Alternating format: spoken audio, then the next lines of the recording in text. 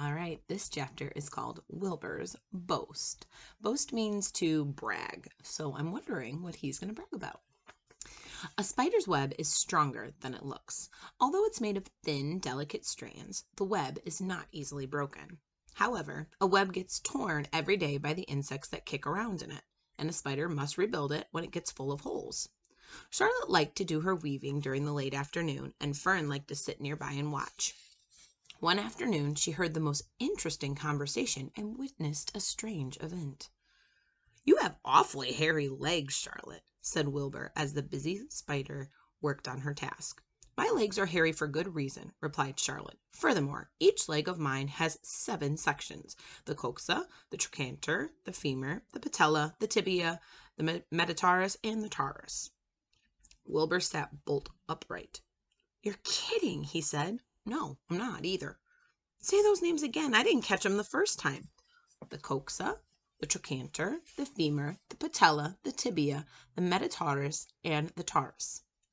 "Goodness," said Wilbur, looking down at his own chubby little legs. "I didn't think my legs have 7 sections." "Well," said Charlotte, "you and I lead very different lives. You don't have to spin a web. It takes real leg work." "I could spin a web if I tried," said Wilbur, boasting. "I've just never tried." "All right, let's see you do it," said Charlotte. Fern chuckled softly, and her eyes grew wide with love for the pig. "Okay," said Wilbur. "You coach me, and I'll spin one. It must be a lot of fun to spin a web. So how do I start?" "Take a deep breath," said Charlotte, smiling. Wilbur breathed deeply. "Now climb to the highest part you can get to, like this." Charlotte raced up to the top of the doorway. Wilbur scrambled to the top of the manure pile.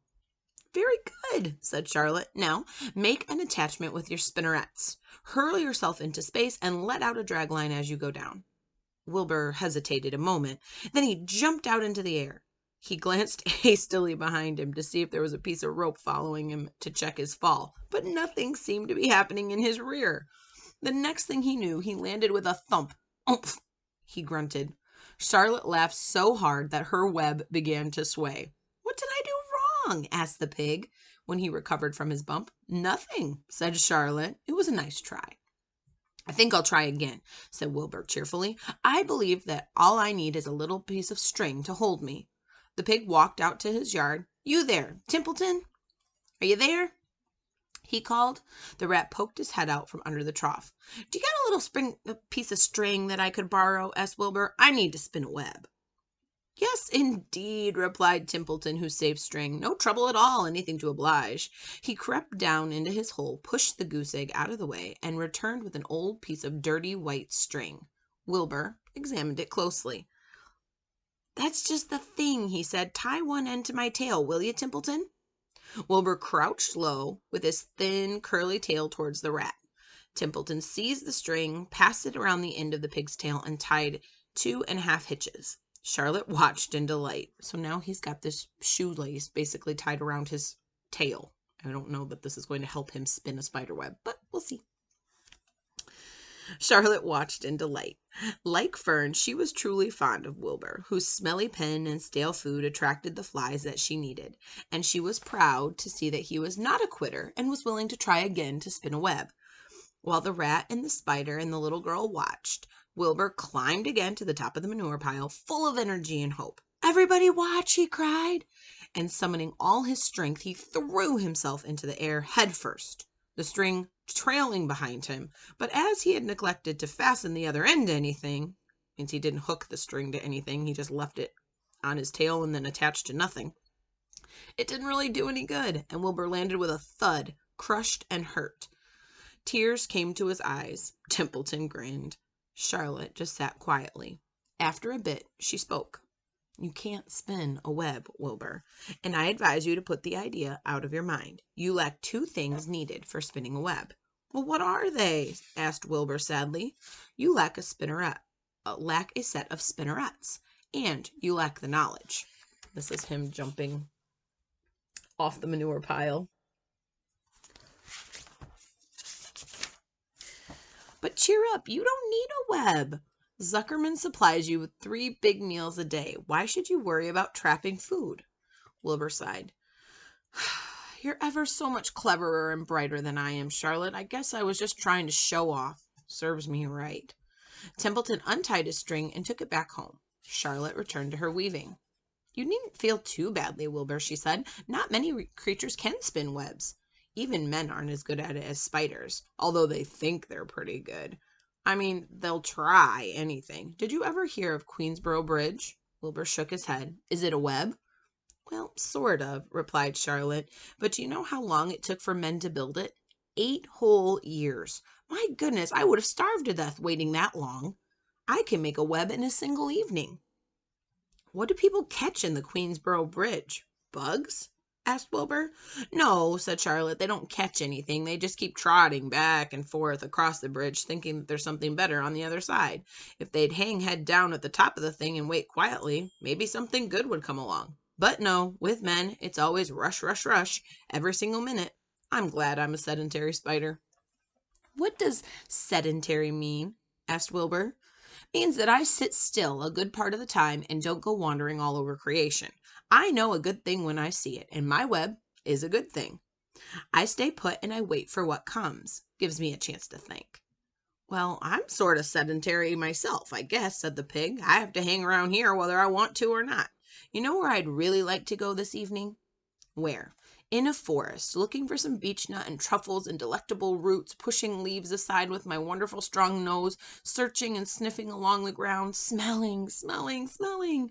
You smell just the way you are, remarked a lamb who had just walked in. I can smell you from here. You're the smelliest creature in the place. Wilbur hung his head. His eyes grew wet with tears. Charlotte noticed his embarrassment, and she spoke sharply to the lamb. Let Wilbur alone, she said. He has perfect right to smell, considering his surroundings. You, no bundle of sweet peas, are smelling so good yourself. Furthermore, you are interrupting a very pleasant conversation. What were you talking about, Wilbur, when we were so rudely interrupted? Oh, I don't remember, said Wilbur. It doesn't make any difference. Let's not talk any more for a while, Charlotte. I'm getting sleepy. You go ahead and finish fixing your web, and I'll just lie here and watch you. It's a lovely evening. Wilbur stretched out on his side. Twilight settled over Zuckerman's barn, and a feeling of peace also came too. Fern knew it was almost supper time, but she couldn't bear to leave. Swallows passed on silent wings in and out of the doorways, bringing food to their young ones. From across the road, a bird sang, whippoorwill, whippoorwill, whippoorwill. Lurvy sat down under an apple tree and lit his pipe, and the animals sniffed the familiar smell of strong tobacco. Wilbur heard the trill of the tree toad and the occasional slamming of the kitchen door. All these sounds made him feel comfortable and happy, for he loved life and loved to be a part of the world on a summer evening. But as he lay there, he remembered what that old sheep had told him. The thought of death came to him, and he began to tremble with fear. Charlotte, he said softly. Yes, Wilbur. I don't want to die. Of course you don't, said Charlotte in a comforting voice.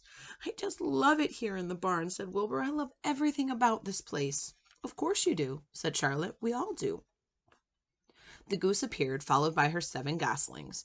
They thrust their necks out and kept up a musical whistling of tiny trout pipers. Wilbur listened to the sound with love in his heart. Charlotte, he said.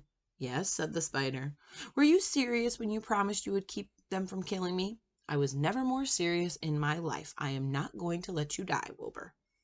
How are you going to save me? Asked Wilbur, whose curiosity was very strong at this point. Well, said Charlotte vaguely, I don't really know, but I'm working on a plan. That's wonderful, said Wilbur. How is the plan coming, Charlotte? Have you gotten very far with it? Is it coming along pretty well? Wilbur was trembling again, but Charlotte was cool and collected. Oh, it's coming all right, she said lightly. The plan is still in its very early stages and hasn't completely shaped up yet, but I'm working on it. When do you work on it? Begged Wilbur. When I'm hanging head down at the top of my web. That's when I do my thinking, because then all the blood is in my head. I'd only be too glad to help in any way that I can. Oh, I'll work it out alone, said Charlotte. I can think better if I'm alone. All right, said Wilbur, but don't fail to let me know if there's anything I can do to help, no matter how small. Well, replied Charlotte, you must try to build yourself up. I want you to get plenty of sleep and stop worrying. Never hurry and never worry. Chew your food thoroughly and eat every bit of it, except when you must leave enough for Templeton. Gain weight and stay well. That's the way that you can help. Keep fit and don't lose your nerve. Do you think you can understand that? Yes, I understand, said Wilbur. All right, go along to bed then, said Charlotte. Sleep is important. Wilbur trotted over to the darkest corner of his pen and threw himself down. He closed his eyes. In another minute, he spoke. Charlotte, he said. Yes, Wilbur. May I go to my trough and see if I have anything left of my supper? I think I just have a tiny bit of mashed potatoes left. Very well, said Charlotte, but I want you in bed again without delay. Wilbur started to race out to his yard. Slowly, slowly, said Charlotte. Never hurry, never worry. Wilbur checked himself and crept slowly to his trough. He found a bit of potato and chewed it carefully, swallowed it, and walked back to bed. He closed his eyes and was silent for a while. Charlotte, he said in a whisper. Yes? May I get a drink of milk? I think there are a few drops left in my trough. No, the trough is dry. I want you to go to sleep. No more talking. Close your eyes and go to sleep. Wilbur shut his eyes. Fern got up from her stool and started for home, but her mind was full of everything she had just seen and heard.